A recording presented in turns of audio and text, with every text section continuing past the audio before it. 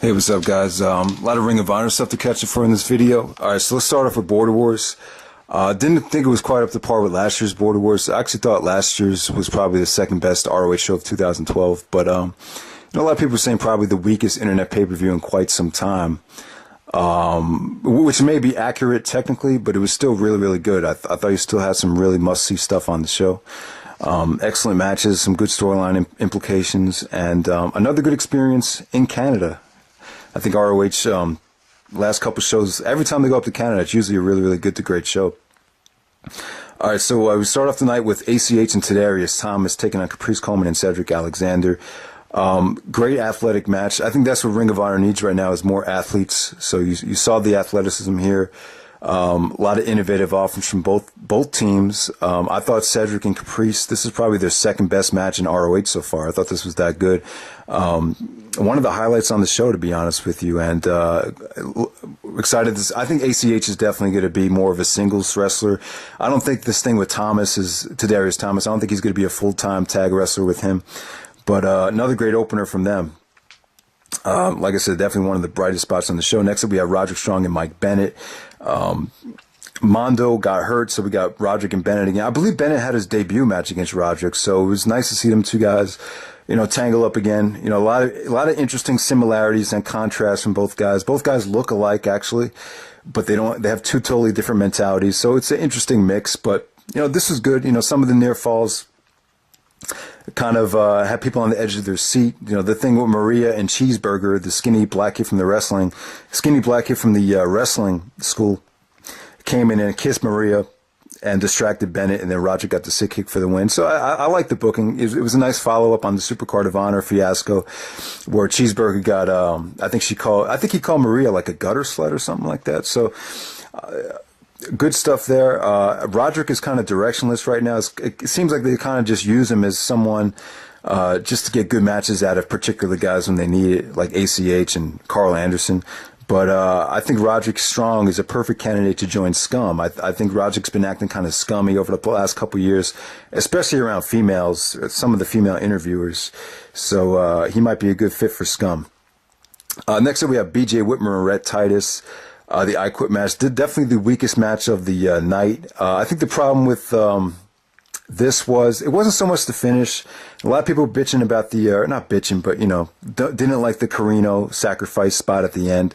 I really didn't. I was glad the match ended, to be honest with you. My problem was the beginning of it. Just Titus is just I just don't think he's good. I've talked about this in the past. With BJ Whitmer's the kind of guy where if he's in there with someone good, he could be good. But if he's in there with someone that sucks, it's usually very uninteresting, and both guys come off dull. Whitmer needs to be in there with someone like Jimmy Jacobs or, someone that could get an interesting storyline or a solid match out of him, like Nigel or whatever. But when you put Whitmer with a guy like Titus, it just makes both of them look stale. But I like the fact that Rhett Titus is in Scum, though. I think it was a good call. He got rejected by Daisy Hayes. Kenny King left him high and dry when they won the tag team belts. So he definitely has a reason to rebel. I just don't think he should be a singles guy on pay-per-views. I don't think he's good enough for that. I think he should be, more of a background, tag team guy with Scum. If anything, I would have saved him for the tag team match. But, him and Whitmer do have history, though. This had a lot of build-up, to be honest with you, with Titus turning on Whitmer. But it just wasn't good. I don't think anyone really cares about the feud, to be honest with you. Next up, we had Jay Lethal and Michael Elgin taking on Scum of Cliff Compton and Jimmy Jacobs. A lot of storyline implications were on the line for this with Steve Corino. If Steve Corino was gone from Ring of Honor, if they lost, if they won, Steve Corino gets to take over on the commentary booth. This was good. This is a lot of the booking here. I wouldn't say it's great booking, because this really doesn't take a genius to book this type of thing, but it's always fun when they book these type of matches. And Steen right now, fresh off the babyface turn, it just definitely worked. It really, really worked. Lethal actually was selling a knee injury, so Elgin was just going 1-on-2 for most of the match, and he just looked like a superstar, just bodying both of those guys up. So that came off great. And then eventually Elgin needed to make the tag, so Steen came out and got a great ovation, and the match just got awesome from there. Just a very, very emotional match from there. But Jacobs is probably the best wrestler in Scum right now. So that just shows you how depleted they are. I think Jacobs is good, but he just needs to be inspired and motivated to be great, in my opinion. But, you know, Steen taking the pinfall was a good move. You know, Steen could afford a loss. He hasn't lost a match in like 15 to 18 months, so it doesn't make him look weak at all. You saw some dissension between Steen and Elgin, so that's kind of up in the air, and it further progresses the, you know, whole thing where, you know, maybe the ROH wrestlers can't trust Steen, and then it progresses the whole Scum and Steen situation. So a lot of question marks up in the air about how that storyline is going to play out. So good stuff there. Next up, we have Tommaso Ciampa returning, the Sicilian psychopath. It was a good return for him, and got a good ovation. I think a lot of people respect Ciampa a lot more now than they did last year, a year ago. Next up, we had Eddie Edwards versus Taiji Ishimori from Noah. We finally get an ROH versus Noah dream match on American soil. I believe the first time since Kenta and Chris Hero from the HD Net tapings from 2009. So it's been a long time. You know, I'm a big fan of seeing Japanese versus American dream matches, and these two guys made for a great combination. I think some people were kind of overrating it. Like some people are saying match of the year, ROH match of the year. I wouldn't quite go that far.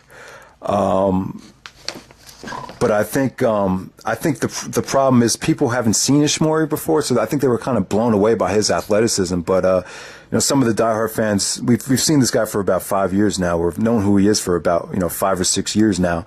So it's pretty much no surprise how awesome the guy is. But this is the first time he's been over to the States, I believe. So he looked awesome here. You know, him and Edwards, they have history together. They're familiar with each other.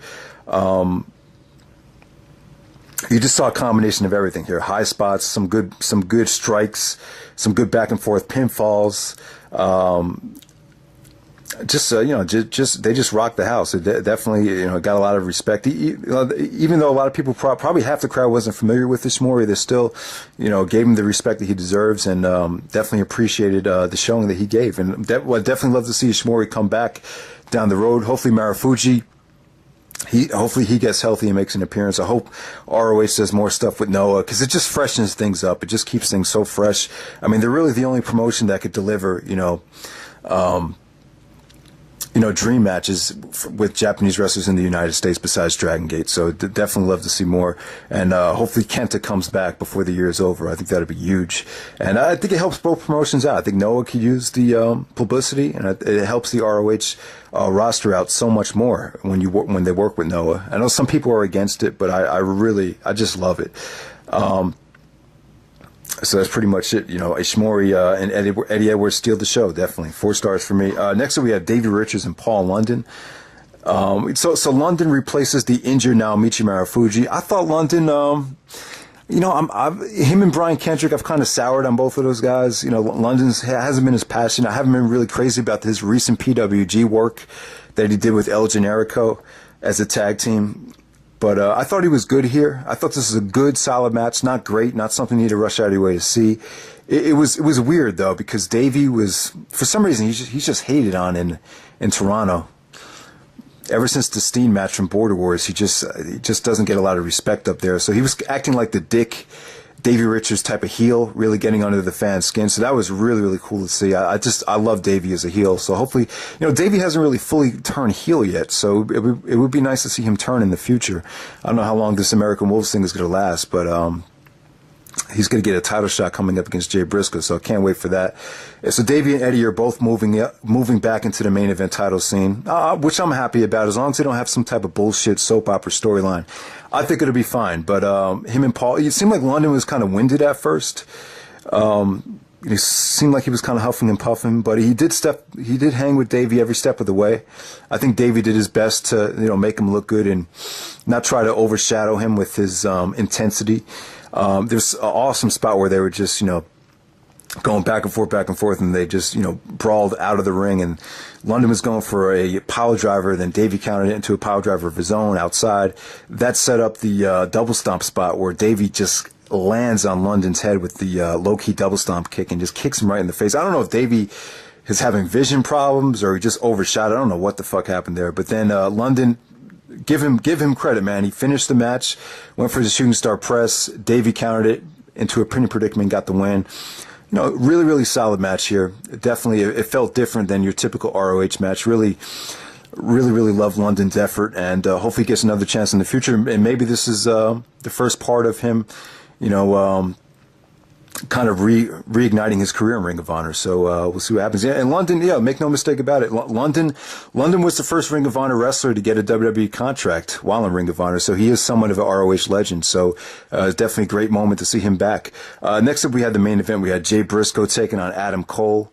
I really thought Cole was going to win this thing. I really thought it was going to be too predictable and Cole was going to join Scum. I'm glad it didn't happen, though. I don't think Cole needs Steve Corino as a mouthpiece. But I think Cole would definitely make a good fit for Scum. But, I don't know if really right now is the time to do it. I thought the tease was great at the end. I thought that was beautiful. I thought that really made the match. Now, some people might complain about this. I think Jay is still hurt. Jay Briscoe's more of a brawler. This ended up being more of a technical match. This match really reminded me a lot of Nigel's first title defense against Jay Briscoe when Nigel first won the belt, where it was just really slow and technically driven. And it just, I don't know. Jay's, he's more of a tag team wrestler, some would say. And I just think he needs to be in heated feuds where it's like a love-hate, it's like a hate-hate relationship. The thing with Adam Cole really was, it was kind of just two baby faces that, going for the title shot. There was really no story behind it. It was simple, but it was effective. I thought what they did on the tapings, but it didn't really make any, this main event I don't think anyone was really crazy to see it. So it didn't really have that heated, it was missing that heated promos and a heated confrontation for you to really get invested in. I think that's one of the problems. And also Adam Cole, it just doesn't seem like he's that comfortable in ROH yet. This is really first big main event singles match. I don't know, his PWG stuff and his CZW stuff has been more impressive so far. So he's still trying to get warmed up in ROH in this role. So you just had a lot of X factors. But, overall, I really did enjoy the match. I enjoyed the technicality of it with Cole going after Jay's knee with the, they busted out the figure four leg lock. And I thought Briscoe, he busted out some really good offense with the Death Valley driver on the ring apron, and the Adam Cole did do the avalanche German suplex off the top rope, which did look brutal. So the match definitely did have its moments, but it was refreshing not to see a ROH main event not go into overkill mode, and they still delivered a good match with an exciting finish. And it really gets you wondering whether maybe Nigel might come back. Maybe not. They could build up Nigel's comeback to the point where people will get so invested in it. That might open up the door for a WWE, appearance for Nigel McGuinness in the future. Maybe he could finally, and I'll definitely do a review of his documentary when the time is right for Nigel's documentary. So, overall, good show. Definitely some gems on here, some duds, but some good storyline stuff. So, Border Wars is definitely a success in my opinion. Let me just briefly touch on the house shows. I thought, Honor versus Evil, I thought it was good marketing. The main event, it was something different. It had that good versus evil feel to it. The main event, though, definitely did drag. You definitely had a lot of overbooking. I think it would have been more effective if it wasn't an elimination match. But Elgin looked strong. He eliminated, Jacobs and Corino. Steen eliminated everybody on the other team. So Davey played a good supporting role, but overall, I thought this main event, it kind of dragged. It definitely didn't end up being a match of the year candidate like he was trying to be. But with Honor versus Evil, you pretty much had a lot of dull stuff on the show, but you did have two not rare, but good gems on here. You had Roderick Strong and ACH. If you haven't been that sold on ACH yet, this is definitely a great place to start. This is probably ACH's best match in ROH so far against Roderick Strong. This is definitely the match of the night. I just think Roderick works very well with smaller guys because he could play the, it kind of gives it that David versus Goliath feel, and because of Roderick's moveset, it just makes it just gives it that underdog story with, the backbreakers and the chops. They just look brutal on ACH. And ACH busted out some awesome moves and awesome counters. He countered the Gutbuster into a reverse Rana. So ACH looked awesome here. Him and Roderick had a really good match. So hats off to both of those guys. Also, the other show-stealing match was Kyle O'Reilly and BJ Whitmer. Like I said, man, if you put BJ Whitmer in the ring with someone good like Kyle O'Reilly, it makes for a great combination. And this was just a war, actually. Very brutal. I think Whitmer took a Regalplex into the Ring of Honor steel guardrail from O'Reilly. That was awesome. And the submission sequence at the end was very, very surprising to me. I thought O'Reilly and Whitmer, this is going to be one of the more underrated gems in ROH history right here. I'll give it about 3 3/4 stars. Definitely one of the show-stealing matches on the show. So Honor vs. Evil was a pretty decent house show. It wasn't that bad. Some of the other stuff was kind of boring and kind of dry, but I'd definitely say this was a solid show.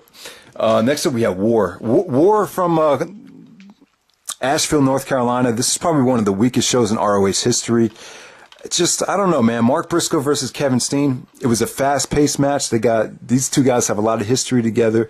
It was pretty emotional. It was very, very short and sweet. And Mark busted out a lot of high-flying stuff that he doesn't normally do. But it's just the match is kind of predictable. I think I don't think anyone really. This is not the kind of show you want to watch on DVD.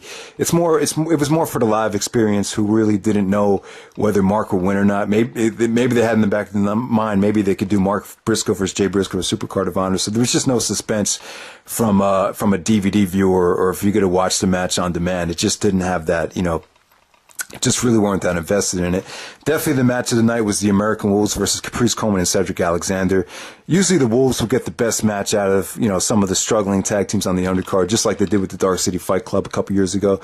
But, Caprice and Cedric didn't look spectacular, but it was still good enough where Davey and Eddie really, they always give great effort and they make Caprice and Cedric look awesome here, and the crowd definitely loved it. Definitely the match of the night. But the first half of the show just sucked.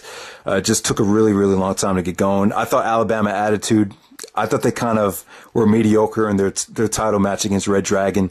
The Matt Taven, Jay Lethal, ACH, and Roderick Strong match, I thought that was kind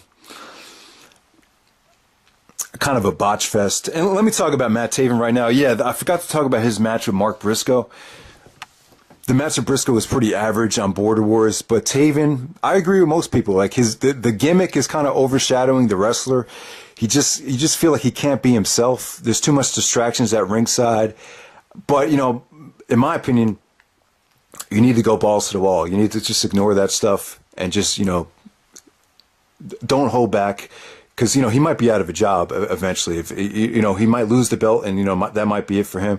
He just hasn't looked spectacular yet, but he needs to, take himself more seriously. Even if the gimmick doesn't call for it, you just have to say fuck it and just do it anyway. That's just my opinion on that, because it's pretty much do or die right now with Matt Taven. The dude's athletic. I think he does have potential. I think he has a different look, but, he just hasn't been delivering. What can I say? All right. So sorry, this video is kind of going long. I really apologize, but I didn't want to do 4 separate videos, but I just want to touch on Supercard of Honor 7. Some people thought I overrated it. I got 8 likes, 7 dislikes. I'm not someone that really likes to talk about the likes on YouTube and make a big deal about it. But, honestly, if I'm getting all those dislikes for a video and no one's leaving a comment as to why they're disliking it, then it kind of leaves me scratching my head asking why. Like, what didn't you agree with? Like, at least just have the balls to say what you disagree with. When I did the review, was it the stream issue? Did I overrate the matches? Because I just don't know. I don't know what you guys had a problem with, or some people had a problem with. I'm not probably the non-subscribers disliked it. If I could, but yeah, let me just get down. I just want to make this short and sweet. All right, so I thought the show kind of dragged at first. They spent too much time with the pre-match interviews. We were 45 minutes in by the second match. That's way too long. So I think some of the crowd was getting burned out. I think the match of the night is a toss-up. Lethal and Elgin came off much better live, but I still thought it was great. I thought the no-selling after the lethal injection was the best moment on the show, to be honest with you, or one of the best moments besides the Jay Briscoe title win. And the American Wolves of Red Dragon match, I'm not that sold on Bobby Fish still, but I love O'Reilly, and I think this is probably one of the best. This is probably the best American Wolves match since the Kings of Wrestling match from the end of 2010. I thought it was that good. And it's pretty much a toss of what the match of the night was. Davey and Eddie, once again, this is definitely their best match since their reunion. So great stuff there. Steen and Briscoe, I think for this occasion, they could have, this should have been a little bit more bloody and more of a, I know Jay was hurt, so it couldn't have been that, but I think for this occasion, you've seen Steen go through all these street fights with everybody. The one guy that really the street fight would have made sense against was Jay Briscoe. So I think this match could have used the street fight, bloody dynamic. but I still came off great. They did a beautiful job in working around the injury with, you know, the Scum and the Briscoes at ringside, and just an emotional match. So the crowd, the crowd really, really loved it. The unpredictability of this main event really sold it, because this is one of the most unpredictable main events in a while. I guess if you were watching this on IPPV, you kind of would have known that Briscoe was going to win, because they showed, they edited like 20 minutes of Jay Briscoe highlights from his title matches, or all the other times he got a title shot. So maybe that kind of let people know that he was going to win the match. But yeah, overall, man, you know, Roderick Strong, Carl Anderson, I thought that was in the wrong spot on the show.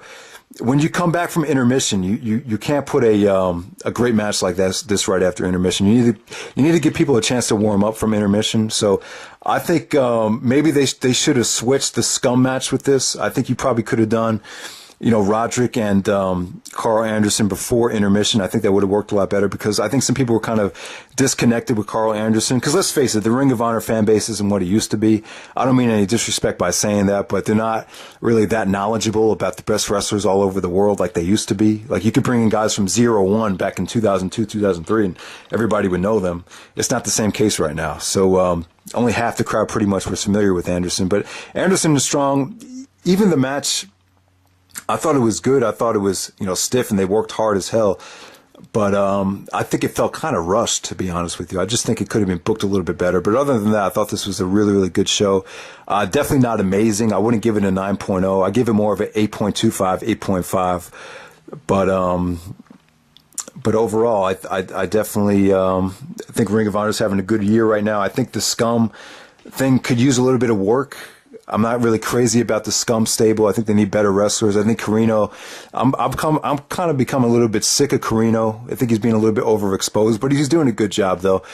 But hopefully the undercard gets a little bit better. Hopefully we see more stuff from the Noah guys with Ishmori and Marufuji, and hopefully Kenta down the road. So a lot of good things to look forward to. Sorry the video went way too long, but Border Wars was a good show. So guys, definitely check it out and take it easy.